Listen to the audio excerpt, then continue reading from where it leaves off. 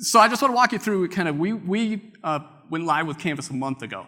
So we, about 8 months ago, actually signed the contract with these guys, and it's been a great partnership so far.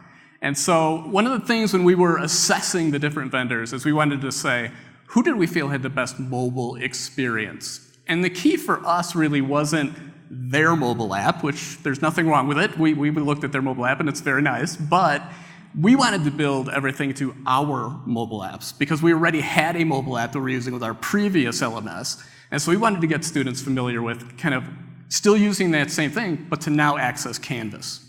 So we used a total mobile-first strategy. Everything we did had to be optimized for the student faculty experience into the one device they have with them all the time, their phone, right? You know, our students are on their phones constantly, keep them by the bedstand at night, right? We want to be able to engage with the LMS anytime they have time available to them. So we've optimized the experience for iPhone and Android. We still have some issues with Windows for some reason. We don't scale well on Windows phones, and so we're still working through that. But the key was we optimized for the mobile, and then we upscaled to tablets and laptops. So if you think about it, we're using the same code set, and then letting the JS component that we have kind of scale that properly to other form factors. And we want to make sure we have learning anytime, anywhere, right? If you're in the line at a Jewel and you want to spend 7 minutes doing some coursework, we want you to be able to do that. So, doesn't Canvas already have a mobile app?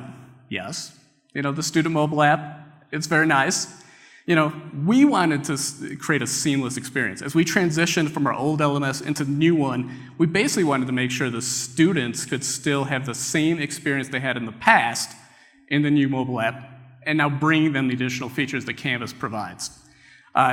One of the nice things that we did, you know, we kept the menu options and UI consistent so that when they transitioned, literally over a weekend, when they clicked on Go to Class, they just now went to Canvas instead of going to our previous LMS.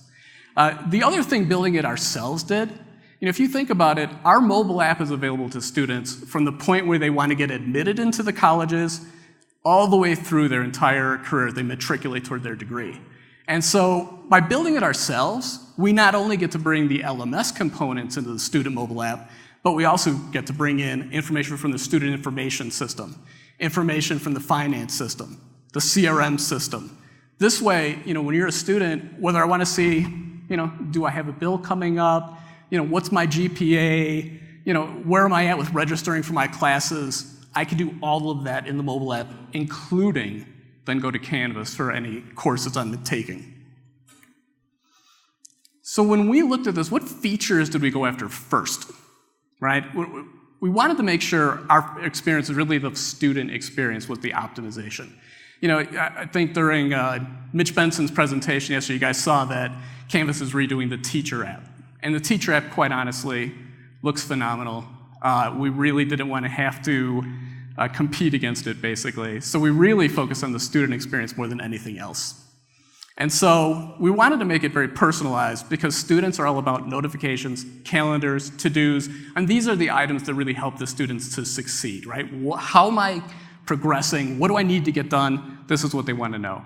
And so the features we focused on were enhanced learning experience, personal connections, all about me. Right? It's not about what the university wants the student to have, it's about what the student wants to have on their mobile app. And we wanted to make sure everything we did was driving that student success. So one of the big features we focused on was groups. Groups is a fantastic new thing. We really didn't have this in our previous LMS. And we wanted to make sure that we could do a lot more collaboration in the new LMS. And so a lot of focus on the group features, group announcement discussions, group files for sharing, group pages, the group roster. Wanted to make sure we got all of that in the mobile device so that as students could collaborate, they mainly collaborate on their phone. That's the device they want to use. This gives them that capability. So everybody always asks, is there anything we didn't build, right? And if you didn't, why didn't you? And so the two biggest areas of function we decided not to build in mobile. Speed Grader, again, we didn't want to focus on the teacher side. The Speed Grader app is phenomenal. Let it stay in the teacher mobile app. Quizzes. We really haven't built quizzes in yet because a lot of times we have like a lockdown browser or something when the students take their quizzes. And so a lot of these products we find are not mobile friendly. And so we're not using those currently. Some considerations, I think, when you're assessing mobile functionality, you decide to build it yourself. How well do your third-party vendors support mobile, right? When we started looking at things, we realized we had several vendors we had to go back to and really renegotiate, create an amendment to the contract to get additional mobile capabilities. Because we didn't contract for them in the first place because we never considered using it in that capacity. But once we did, we realized, okay, let's go back to these vendors. Let's really build up our mobile feature set. And also, again, if a rich feature set already exists for a specific function and you can't do better than that feature set, like SpeedGrader, don't compete against it, right? Point your faculty to that, let them do that. You don't want a lesser experience on the mobile device. So if you really want to geek out, if there's anybody here a mobile developer? Oh, there we go. So you guys get this screen, whereas almost nobody else does, because my team was all excited. They told me I had to put this slide in here. AngularJS, all this exciting stuff that we used. So I see a thumbs up on AngularJS. So if you think about it, what we did, just to quickly, geek everybody out here, the mobile app we have is really broken up into two pieces, right? We've got a web tier that really handles all the presentation layers. So when I talk about it upscaling to different devices, it's all happening in the web tier itself. And the web tier is really reading that form factor, what screen size you have, and then scaling appropriately. And then we have a services tier, right? The services tier is what's really going out, using the Canvas API, getting all the data we need to bring back to the mobile device. So what were some of the key challenges, right? There's, nothing, every time you use something for the first time, obviously there's some challenges that we had. So some of them we're working actually with Canvas to get some things added to the Canvas API. There's things that they never considered you'd want in a mobile app, and so now we're working with them to bring some of these to light. So for instance, we have an interesting challenge that we have cross-institution students. So we have folks in our Chamberlain College of Nursing, or Chamberlain University now, who take DeVry University Gen Eds.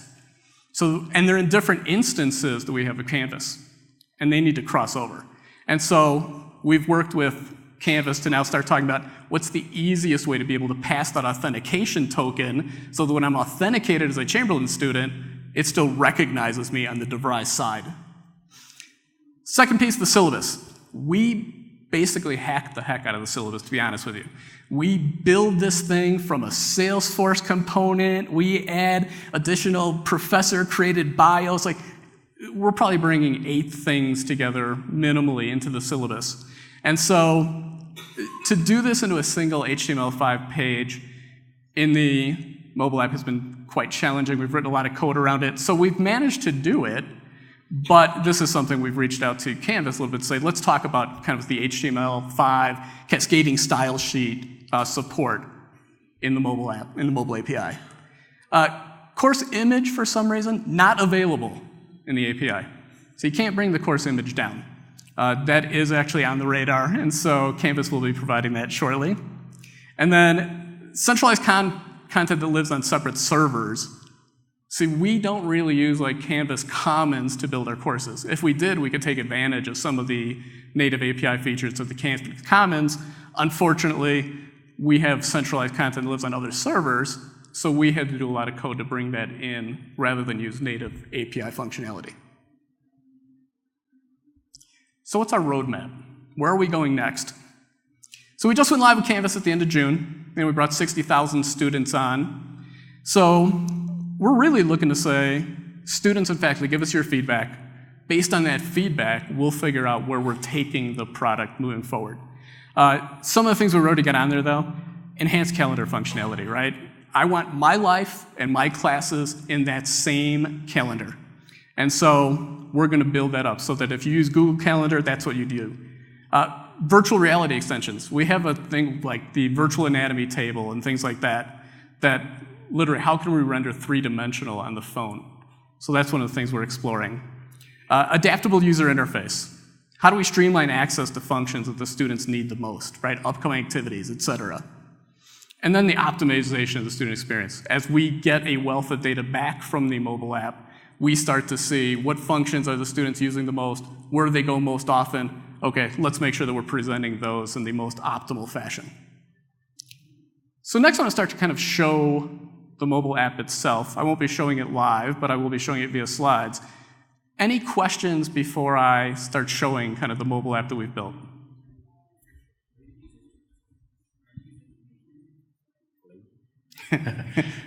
Are you using any of the APIs that are built into your, I don't know if you're using PhoneGap or Xamarin, whatever your platform is for the mobile app, are you using any of the native APIs for the devices, or are you strictly staying in the HTML5 realm? So generally, we've tried to stick to HTML5 and using the Canvas APIs. There are times, especially like when I talked about the syllabus, we have had to use some of the native phone APIs to do things. And sometimes we found differences between Android and iPhone. And in those cases, we've had to revert sometimes to writing separate code snippets specific to those APIs to make things render properly. Any other questions? All right, let's start looking at this thing. So, to make it as simple as possible, right? What do you want students to do? Go to class. You know, so we have a nice menu, right? They can go to class, they can go to their ebooks, they can go to the library, schedule grades, a lot of things when I talked about, student finance system, resources, the academic calendar, tons of different resources they can get to very quickly using the menu. But if you think about it, you also have the right slide menu, right? If you swipe right, when you swipe right, you can get to kind of deeper things within go to class, right? Your to-do list, your syllabus, your announcements, etc. We have a media gallery. But we all know students don't like menus. Menus are so last week, right? So present things visually, right? Visually is what captures a student, really. And what we tried to do was sort of present some of the key things up at the very top, and then underneath give them messages, calendar features, etc. We don't want to scroll up and down too much. We don't want to have to scroll side to side very much, right? You want to sort of keep them in the interface, give them a very easy way to get to what they need to get to. Courses is simply the student dashboard, right? I think, we're all very familiar with it. They sort of want to see that. Here's an interesting one because you see we do have the images displaying here. We're just not displaying it through the Canvas API, so we did do separate calls using phone native APIs to sort of pull data and then render it via the actual phone APIs themselves. Here, the student can literally click on the dashboard item, go into their course, right? So now I'm in my syllabus. This is what I talk about, how we're rendering this via HTML5 and cascading style sheets.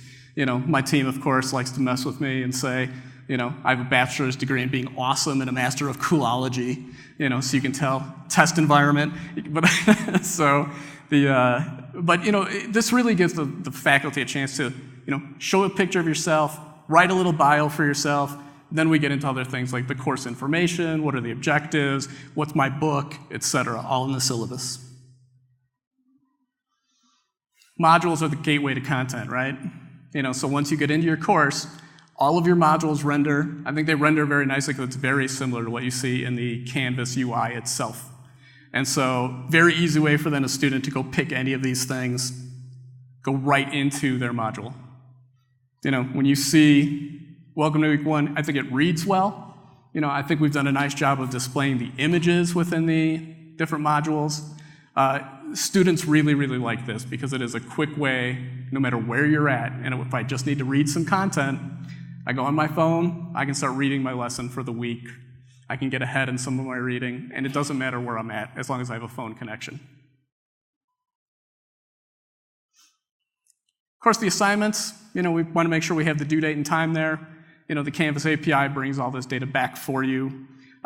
One of the nice things here is literally the student can add a comment if they have about the assignment, right? So it's interactive in that if I want to do something and engage with Canvas natively, I don't have to jump into Canvas on my laptop to do it, right? I have my phone with me. I can literally add a comment to an assignment. My faculty member will see it. They can comment back. I will see that later in the assignment comments. We also brought in announcements, right? We want to make sure that faculty can post announcements and I can see them on my device. So chronological order from most recent to least recent. To see the full text, Tap the arrow button, you see the full text of the announcement. Discussions. The discussions are probably the most used feature in the mobile app. You think about it, we have a lot of discussions that are actually graded discussions. We really want students to interact with their faculty. We want to have robust discussions on a topic. This is a way, no matter where I'm at, once I'm reading discussions, I can literally post a discussion right from here. And I think that's, it's a fantastic thing for a student because, again, I'm reading through things on my device. Now I need to post a discussion thread. I can do that right here. I don't have to leave. Faculty can see it immediately. This is, I think, one of the most extraordinary features, really, because I think that, you get a quick synopsis at the top, how many responses there are to a topic, easily the most used feature that we have. The to-do list. I think, when you think about, some of the things we saw in Mitch's presentation yesterday, I went to a presentation at 5 o'clock on the new UX yesterday. And, a lot of it is all around how do you put the students' to-do list even more upfront for them. And so, when you think about Canvas taking the student dashboard and going to start transforming it more to a ginormous to-do list, right, with announcements and all kinds of things in it, that's sort of the goal here for the to-do list, right? Students want to know what's coming up, what do I have to do next? It's a huge success factor because if they know and they can get notifications that something is due today, something is due in 20 minutes, it puts them ahead of the game, right? Because at least then they know to react to these things. And so this was another feature we didn't have in our previous LMS, and so I think this is a big benefit. As we look at the data coming back, this is probably the second most used feature. Discussion threads is still number one, because I think students know they have to do them every week, but to-do list, by far, running neck and neck at this point. Next thing is people. It's one of the nice things, we're a large online student body. And so how do you create some sort of community among those students? The key is I need to be able to know who the other students are in my course, right? How do I interact with them? So to see a roster of the students, I think it's a huge benefit for our students. Quick way to interact with folks. They can create groups out of these students so that they can, create little learning communities. I've mentioned that we did a lot of stuff with groups. This is one way to facilitate that collaboration. And so another huge feature for us, it's interesting because we have not limited the student to putting up whatever avatar that they want. So we get a lot of avatars of bunnies and dinosaurs and all kinds of things in addition to people's faces. So, it's something we probably have to look at in the future. But for now, hey, as long as they're using it and getting benefit out of it, it's all good. Then grades. Grades is probably the third most used feature. The nice thing is any gradable item could be here, including the professor comments, right? And so you can get a notification on your phone, so your phone will beep when you get a new grade. You can go in there, see the comments. You can add a comment back to the professor. And so a very nice feature in that it's a quick way to see how did I do, where do I need to improve, is there anything I'm questioning from the faculty member, right? Maybe I need better explanation of this comment, whatever. But you can do it right on your mobile device. Immediate feedback. That's the way people learn the best. So then files. Files is one of those things where, you can submit right from your phone. And I think you guys would be somewhat shocked how many students do everything on their phone. I ran into a student the other day who literally was writing his term paper on his phone. And quite honestly, he was phenomenal. He was the fastest typer I've ever seen, on a phone device. And he used a spell check on the phone. He does everything on the phone up until the very last thing that he's going to kind of read through it and check things. And quite honestly, he submits those right from the phone. Because he's like, I really don't need to go to any other device. He feels he can do 95% of his coursework literally in the mobile device. And I think that's what a lot of our students are coming back to us with, is that if I can do everything on my phone, by far the best experience. So that's all I wanted to show today. For now, I would just like to open it up to questions.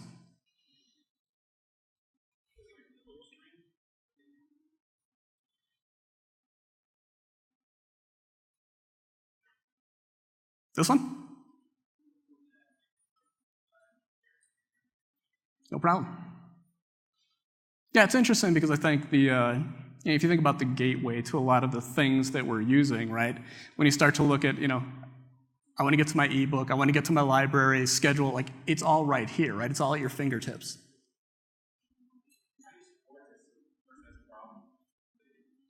So we have a full support desk, and so you basically call in, log your support ticket.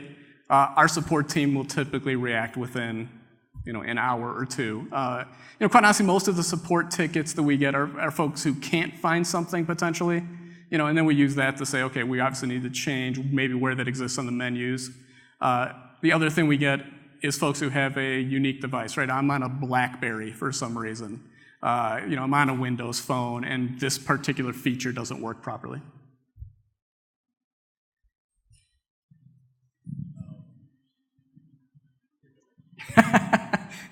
He had a question, but... How long did it take for you to develop this? So the nice thing is, we had a mobile app already, right? So we had the framework in place. To build on it, all of the Canvas features took us about 4 months.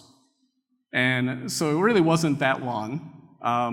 The team, I think, did a really nice job of trying to stay in touch with our course designers, right? That was probably the biggest challenge, is that as we were kind of moving things from eCollege to the new platform, things were obviously changing, right? The form factor is going to change for a lot of those course design elements. Really, the course design team and the mobile team had to move hand in hand. And as long as they did that, we stayed very clean. Also, because we were doing mobile first, when the course design team had a new element that they wanted to put in, typically we asked, hey, can you run it past the mobile team first? Right? Because if it doesn't render properly, we shouldn't really put it into the UI. And I think they did a nice job of negotiating in some cases, right? Hey, mobile team, go find a better way to do that. But I think it was a great way to make that happen. How are you all handling authentication from the mobile app and pushing that through to your Canvas instance, for instance? Are you using like a God mode API call and then? Yeah, so we do have a God mode API call, right? So we go in and we get your authentication token, and then we can use that to single sign on you. Well, we use Okta as our single sign-on mechanism, and once we have the token in place, we can then single sign on you into your courses. Like I said, the only challenge we have is that using that same token to move a student between instances, that's difficult.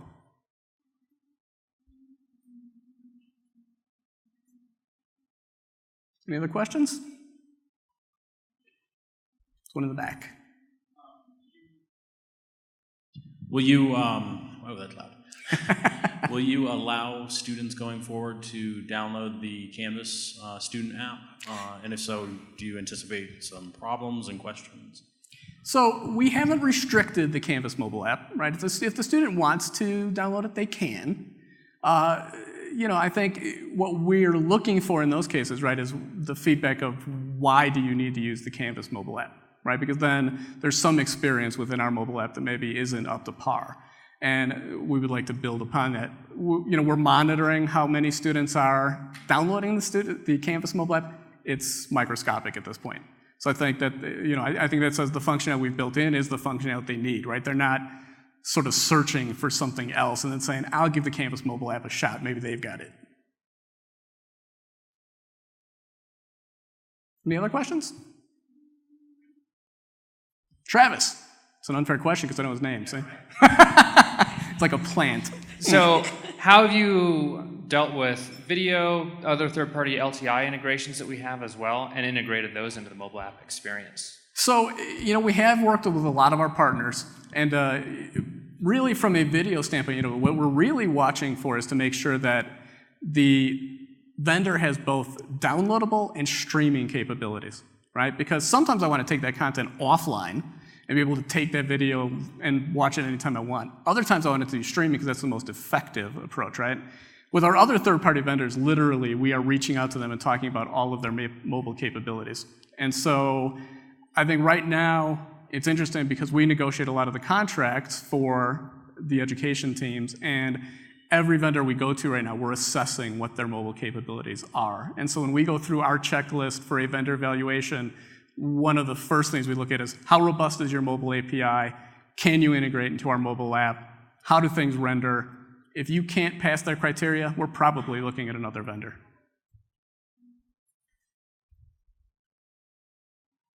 So I'm going to ask a question from the mobile dev side. I come from hybrid web app development. So if you can share, which actual framework did y'all guys decide on? So PhoneGap, Ionic, AngularJS, Cordova, which one are you using and why are you using that versus, which other build platform? Because it looks like maybe you're building it so you have one app to rule them all, so you can go to iOS, Android, Windows, pretty seamlessly. Yeah, so we've really adopted AngularJS as the way to go, right? I think it's probably the most flexible of the platforms. I discredit our Windows capabilities, right? But generally, things render fine, right? It's where we've done some fairly quirky HTML5 and cascading style sheet components where we're finding AngularJS and a Windows Phone somehow are not translating those properly. And so the guys are really looking at building some other code sets out there.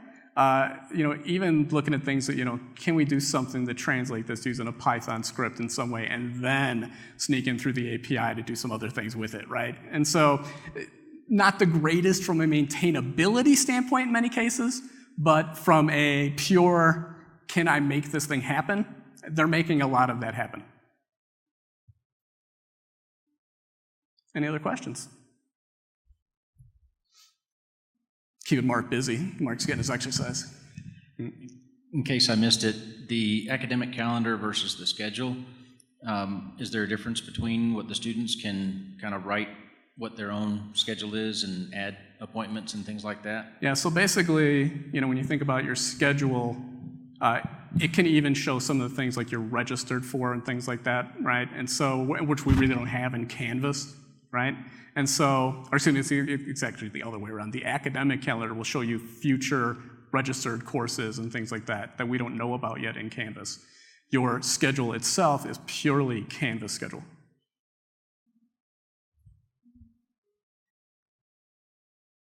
I'm guessing that you're probably calling Canvas APIs to pull data. Yes. But are you doing any sort of, or receiving any push notifications from Canvas? So we're not really receiving any push notifications today, other than some of the notifications, right? Because we want the notifications to kind of happen in real time, so we are taking some push features there. Generally, we're pulling all the data and we're rendering it on the phone that way. We're looking at some of the other capabilities around more, I'll say sort of notification type featuring, right? Where you can get kind of push notifications right to the phone, get immediate data. Generally, we're waiting on the student to click on something before we're going out and getting that data. Any other questions? Over here, Mark? On the course development side, can you talk about your instructional designers, instructors, your SMEs? Do they upload their course material through the Canvas side, or do you have a? No, so we have a separate. We have a tool called CourseWriter, and really the course dev team has done a fascinating job of sort of integrating CourseWriter to be able to talk to Canvas, right? So it's something we debated early on because we've been using CourseWriter for quite a while now. And so we looked at kind of Canvas Commons, kind of doing some native actual course design in Canvas. And with some of our schools, quite honestly, some of the smaller ones, we actually will do it that way. I'll give an example of the DeVry Medical Institution. We have an AUC school down in Dominica, and they only have like 23 courses. And so it doesn't make sense sometimes to give them all the robust features CourseWriter brings in, right? So they will do things natively in Canvas. And those things I don't think we'll have any issue with some of the rendering that we have today using the mobile app, right? The fascinating thing with CourseWriter, though, is it does so much for the course designers, the faculty, because literally it's a great way to keep a master template for a course up to date and then be able to push certain pieces of that content. Somewhat similar, I don't know if you guys saw any of the blueprint stuff that Canvas is doing, right? It wasn't sort of going to be ready for our go live, right? Because we were going live July 1st. They released blueprint courses like June 25th 5th, I want to say. And so it just wasn't ready for us. So we actually in CourseWriter built the ability to say, if all I want to push is this one module, because I had some issues with the video that's embedded, whatever, build that in CourseWriter. And the CourseWriter team did a phenomenal job building things as we went along. Any other questions? All right, well, if you guys, I'll give you guys 9 minutes back so you can go get lunch. But if you have any questions, I'm Rich Crowley. You can find me on the grounds, and more than willing to answer any questions about how we did it, what we did, why we're doing it, and, thanks for coming.